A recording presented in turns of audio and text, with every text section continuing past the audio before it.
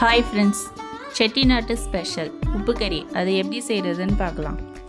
அதுக்கு ஒரு கடாயில் கொஞ்சமாக எண்ணெய் விட்டுக்கலாம். எண்ணெய் காஞ்சதும் ஒரு டேபிள் ஸ்பூன் சோம்பு சேர்த்துக்கலாம். இது கூட ஒரு பிரிஞ்சி இலை, 2 பட்டை, ஒரு லவங்கம், 2 அன்னாசிப்பூ, 2 கிராம்பு இதையும் சேர்த்துக்கலாம். பொரிஞ்சதுக்கப்புறம் அது கூட நறுக்கி வச்சுருந்த 200 கிராம் சின்ன வெங்காயத்தையும் சேர்த்து 2 நிமிஷம் வதக்கி எடுத்துக்கோங்க.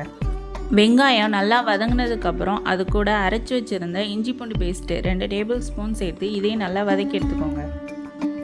இது கூட தேவையான அளவு உப்பு, காரத்திற்கேற்ப பட்டை மிளகா, நான் இன்றைக்கி ஒரு 10 பட்டை மிளகாவை கிள்ளி எடுத்துக்கிறேன். இதையும் இது கூட சேர்த்து ஒரு 2 நிமிஷம் நல்லா கைவிடாமல் வதக்கி எடுத்துக்கோங்க. பட்டை மிளகா வதங்கினதுக்கப்புறம் அது கூட கழுவி வச்சுருந்த 1/2 கிலோ சிக்கனையும் சேர்த்து ஒரு 2 நிமிஷம் வதக்கி எடுத்துக்கோங்க. இந்த ஸ்டேஜில் அது கூட 1/2 டேபிள் ஸ்பூன் மஞ்சள்தூள், 1 table spoon garam masala, 2 table spoon chicken தூள் இதையும் சேர்த்து ஒரு 2 நிமிஷம் வதக்கி எடுத்துக்கோங்க. தூளோட பச்சை வாசனை போகிற அளவுக்கு வதங்கினதுக்கப்புறம் அது கூட கொஞ்சமாக கருவேப்பிலையும் சேர்த்து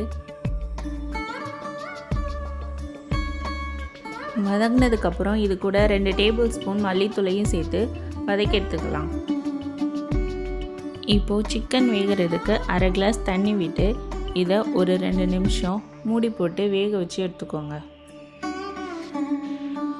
இப்போது சிக்கன் முக்கால்வாசி வெந்துருச்சு. இப்போது இதை ஒரு 10 நிமிஷம் லோ ஃப்ளேம்லேயே வச்சு வதக்கி எடுத்துக்கோங்க.